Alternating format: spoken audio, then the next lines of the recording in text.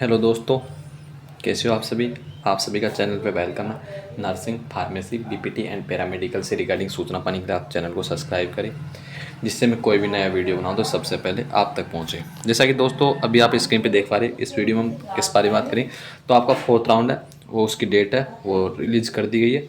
उसके बारे में बात करने वाले, सीट मैट्रिक्स आपका कब तक आएगा, कौन कौन इसमें पार्टिसिपेट कर सकता है और आपको किस प्रकार से आपको ये काउंसलिंग करवानी है, क्योंकि ये काउंसलिंग है जो आपकी ऑफलाइन हो रही है, यानी ये काउंसलिंग आपकी ऑफलाइन हो रही है। तो आपको किस प्रकार इसमें क्या करना है, तो आपको मैं वन बाय वन करके इसमें अपन बात करते हैं। तो सबसे पहले नोटिफिकेशन देखते हैं अपन।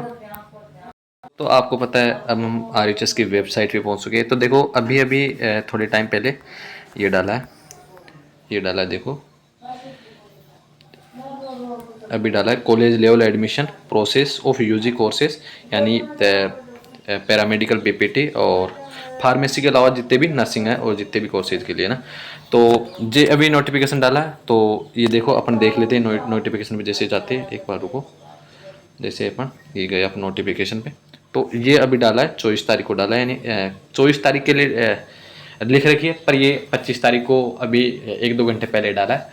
तो इसमें देखो आपके इसने दे रखा है 4th राउंड के बारे में। देखो कॉलेज लेवल एडमिशन प्रोसेस, मतलब ये ऑफलाइन हो रहा है, ये ऑफलाइन हो रहा है, यानी आपको ये ऑनलाइन आप कॉलेज चॉइस नहीं कर सकते हो, आपको कॉलेज में कॉलेज लेवल पर हो रहा है। मैं भी आपको दो डिटेल से समझाने वाला हूँ, आप डिटेल से समझना कि आपको किस प्रकार क्या करना है। तो देखो सबसे पहले अपन बात करते हैं महाविद्यालय स्तर पर, यानी कॉलेज लेवल पर सीयूटी इंटर सीट मैट्रिक्स के आधार पर रिक्त सीटों का विवरण वेबसाइट, यानी ये जो ऐसे कह रखा है कि जो सीट मैट्रिक्स है, यानी कितनी सीटें खाली रही है किस कॉलेज में, उसकी जो सीट मैट्रिक्स है वो 25 तारीख को रिलीज कर देंगे, यानी 25 तारीख को अपन रिलीज कर देंगे। तो ये वेबसाइट पे आ जाएगा। वेबसाइट पे आ जाए तो बहुत अच्छी बात है, यूनिवर्सिटी ने कह तो रखा है कि वेबसाइट पे आ जाएगा। अगर वेबसाइट पे आता है तो आपको सबको पता चल जाएगा। तो ये सीट मैट्रिक्स ऐसे आएगी, देखो इस प्रकार आएगी। देखो जैसे इसमें क्या होगी, जैसे मान लो किसी कॉलेज में 3 सीट खाली है तो 3 सीट होगी, और उसके अलावा बॉयज़ की तो खाली है तो बॉयज़ की और लिखा होगा, और गर्ल्स की खाली है तो गर्ल्स की। और किसकी सीट खाली है, एसटी कैटेगरी खाली है तो एसटी बॉयज़ की लिखाएगा, एक सीट एसटी गर्ल्स की खाली है। तो इस प्रकार सीट मैट्रिक्स आएगी कि कितनी सीट खाली है, कौन सी कैटेगरी की खाली है और किसकी खाली है, बॉयज़ की खाली है या गर्ल्स की खाली है। तो इस प्रकार से सीट मैट्रिक्स रिलीज कर देगी। अभी तो 5 बजे के लिए बोला है, अभी आप देख सकते हो टाइम हो रखा है 6:04, यानी 6 बज गए, फिर भी सीट मैट्रिक्स नहीं डाली।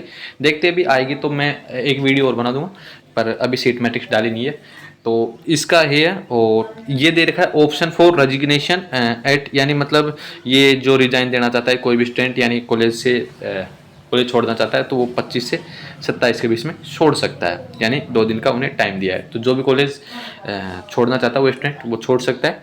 और इसके अलावा फिर बात करते हैं पण जो महाविद्यालय स्तर यानी कॉलेज लेवल पर ऑफलाइन प्रक्रिया प्रवेश प्रक्रिया हेतु संबंधित पाठ्यक्रम के नियामक आयोग द्वारा निर्धारित शैक्षणिक योग्यता के अनुसार पात्र योग्य विद्यार्थियों के आवेदन करने की तिथि। अब इसमें देखो क्या होगा, जो इसमें वो स्टूडेंट पार्टिसिपेट कर सकता है जो यानी मतलब सीयूटी के जो उसमें अपीयर्ड हुआ है, तो उसे यानी 27 तारीख तक, 27 को आपको कॉलेज में जाना है। उसके इसके बारे में अपन डिटेल से भी बात करने वाले। तो कोई भी स्टूडेंट जिसको मान लो कोई सा भी अभी तक कॉलेज अलॉट नहीं हुआ, कॉलेज अलॉट हो गया पर वो पहले यानी मतलब उसने कॉलेज अलॉट हो गया और उसने ज्वाइन नहीं किया, तो वो स्टूडेंट पार्टिसिपेट कर सकता है, यानी पर और जिसने पहले ऑलरेडी रजिस्ट्रेशन कर रखा वो, इसके अलावा वो नहीं है कि जो रजिस्ट्रेशन कर ही नहीं रखा है वो कैसे पार्टिसिपेट कर पाएगा। तो और जो सीईटी के एग्जाम है वो दिया होना चाहिए कैंडिडेट। फिर इसके बाद में ये कॉलेज लेवल का 28 तारीख पे वो होगी। तो अभी आपको मैं बताने वाला हूँ इसका थोड़ा प्रोसेस है। फिर इसके अलावा जो आपकी जो यानी रिपोर्टिंग टाइम बोलते हैं वो 3 दिन का दे रखा है, यानी कॉलेज में इस पीरियड के दौरान आपको कॉलेज में जाना है और जो सारे डॉक्यूमेंट है वो जमा कराने हैं। इसके अलावा जो ये फिर कॉलेज का ये आपका नहीं है। तो ये कौन कौन से कोर्स के लिए, नर्सिंग के लिए, health care profession, BSc nursing, BPT, यानी इनके लिए है ना। तो सबसे पहले मैं बताता हूँ आपको किस प्रकार क्या करना है। अपन इसमें बात करते हैं इसमें फॉर्म में। तो आपको देखो इसमें क्या करना होगा, इसमें आपको कॉलेज में जाना होगा। जैसे आप कॉलेज में जाते हो वहाँ आपको एप्लीकेशन फॉर्म दिया जाएगा, एप्लीकेशन फॉर्म दिया जाएगा और आपको फॉर्म भरना होगा। तो देखो आपको हर कॉलेज में ये तो नहीं है कि जाना है, आपको हर कॉलेज में नहीं जाना। जिस कॉलेज में आपकी कैटेगरी की सीट खाली है, मान लो जैसे जी को लालसोट की मैं बात कर लूँ और उसमें मान लो एसटी कैटेगरी के बॉयज़ की खाली है, तो आप अगर एसटी कैटेगरी के बॉयज़ हो तो आप उसी कॉलेज में जाए। ऐसा नहीं है कि किसी मान लो जैसे जी को लालसोट में एसटी बॉयज़ की कैटेगरी की खाली एक सीट खाली है और वहाँ पर जनरल कैटेगरी के स्टूडेंट जा रहे हैं, तो उससे कोई मतलब नहीं है क्योंकि उन्हें वो सीट नहीं मिलेगी। वहाँ पर प्रायोरिटी ओनली एसटी बॉयज़ को दी जाएगी। तो आपको उसी कॉलेज में जाना है जिस कॉलेज में आपकी कैटेगरी की सीट खाली है और आपको जाना पड़ेगा वहाँ। ऐसा नहीं है कि आप यहाँ किसी से फॉर्म फिल कराओ, तो आपको वहाँ जाना होगा और वहाँ फॉर्म फिल करना होगा, तो उसके बाद ही आपकी उसमें अपीयर हो पाओगे। तो आपको उसी कॉलेज में जाना है जिसमें आप जिस कॉलेज में आपकी कैटेगरी की सीट खाली है, तो उस कॉलेज में आपको जाना है, वहाँ पर फॉर्म फिल करना है और आप उसमें अपीयर हो जाओगे। तो ये आपको इस प्रकार आपको वो लेना है। तो अभी सीट मैट्रिक्स आ जाएगी, उसके बारे में मैं अलग से वीडियो बना दूंगा। सीट मैट्रिक्स आते ही अगर नहीं भी आएगी तो मैं कॉलेज लेवल पे जो एक चिट चपकाते उसमें लिखा होता है कि कौन सी कैटेगरी सीट खाली है, कितनी सीट खाली है, तो मैं वो आपके एक वीडियो बना के सारी जो जिस भी कॉलेज में जिस कैटेगरी सीट खाली है उसका एक वीडियो बना दूंगा और डाल दूंगा। तो वो है। फिर इसके बाद में अब बात करते हैं अपन जो देखो इसमें अलॉटमेंट लेटर कैसे होगा। मान लो ये 28 तारीख को अलॉटमेंट लेटर होगा, तो कैसे होगा इसमें क्या होगा। जैसे मान लो एसटी बॉयज़ की सीट खाली बताई मैंने जी को लालसोट में ना, तो एसटी बॉयज़ के स्टूडेंट आने वाले यहाँ पे, तो वहाँ पे एसटी बॉयज़ के मान लो 50 स्टूडेंट आ गए, तो वो 50 स्टूडेंटों में जिसके सबसे ज़्यादा नंबर हो गए उसको पहले वो सीट दी जाएगी। मतलब 3 स्टूडेंटों को अलॉट की जाएगी वो सीट, फर्स्ट सेकंड और थर्ड।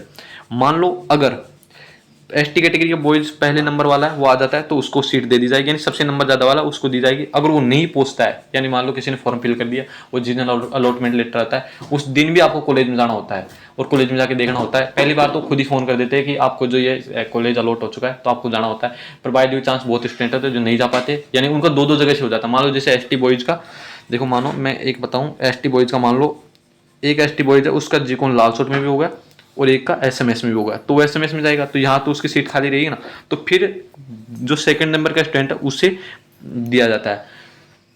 फिर सेकंड नंबर का अगर बॉयज नहीं है तो थर्ड नंबर के को प्रायोरिटी दी जाती है, यानी उसको सीट दी जाती है। और मान लो अगर ये कोई बॉयज आता ही नहीं है एसटी कैटेगरी का, तो फिर वो जनरल कैटेगरी में चली जाती है और फिर जनरल कैटेगरी के बॉयज को दी जाती है। अगर बॉयज भी नहीं आते जनरल कैटेगरी का तो फिर वो गर्ल्स को दे दी जाती है जो भी वहाँ पे अपेयर करता है। तो इस प्रकार कॉलेज का अलॉटमेंट होता है। तो आई होप आप समझ गए होंगे कि पहले जितने भी फॉर्म आते हैं उनमें से मेरिट निकाली जाती है, जिस भी स्टूडेंट के सबसे ज़्यादा है उसको प्रायोरिटी दी जाती है, फिर सेकंड वाले को, फिर थर्ड वाले को। अगर फर्स्ट वाला नहीं आता तो सेकंड वाले को दी जाती है, सेकंड वाला नहीं आता थर्ड वाले को दी जाती है।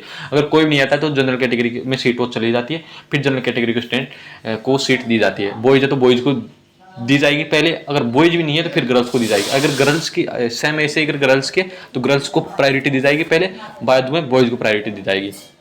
तो इस प्रकार आपका ये है। फिर आपको मैंने ये बता ही दिया कि जो 28 से लेकर आपका 31 तक हुआ है, तो अभी सीट मैट्रिक्स शायद हो सकता है एक आध घंटे में डाल दे, तो मैं आपको सीट मैट्रिक्स डालते आपको मैं सीट मैट्रिक्स के बारे में बता दूंगा कि आपको किस प्रकार कौन से स्टूडेंट को कहाँ पर प्रायोरिटी देनी है, तो हर कॉलेज के बारे में बता दूंगा।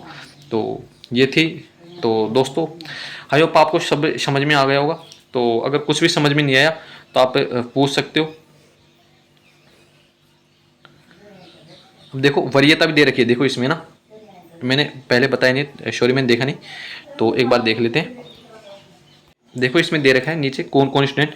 देखो एक तो 2 स्टूडेंट अपेयर्ड हो सकते हैं जिन्होंने रजिस्ट्रेशन करवाया वो, इसके अलावा जो सीयूटी में अपेयर्ड हुए, यानी मतलब जैसे अपन ने अभी स्टार्टिंग में रजिस्ट्रेशन करवाए थे उसमें 550 रुपये की फीस है, वो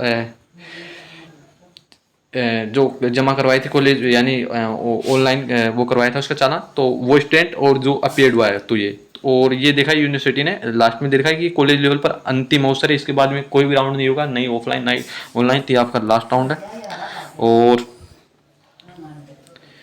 तो ये इन्फॉर्मेशन अभी आपके जैसे सीट मैट्रिक्स आ जाएगी मैं डाल दूंगा। और आई होप आपको वीडियो अच्छे से समझ में आएगा। कुछ भी समझ में नहीं आया तो आप कमेंट कर सकते हो या मेरी इंस्टा आईडी दे रखी है, मैंने मैसेज कर सकते हो आप। और दोस्तों आप चैनल को सब्सक्राइब नहीं करते, प्लीज़ चैनल को सब्सक्राइब करें और वीडियो को तो लाइक करना है और शेयर करना है। और आज के लिए थैंक्स दोस्तों।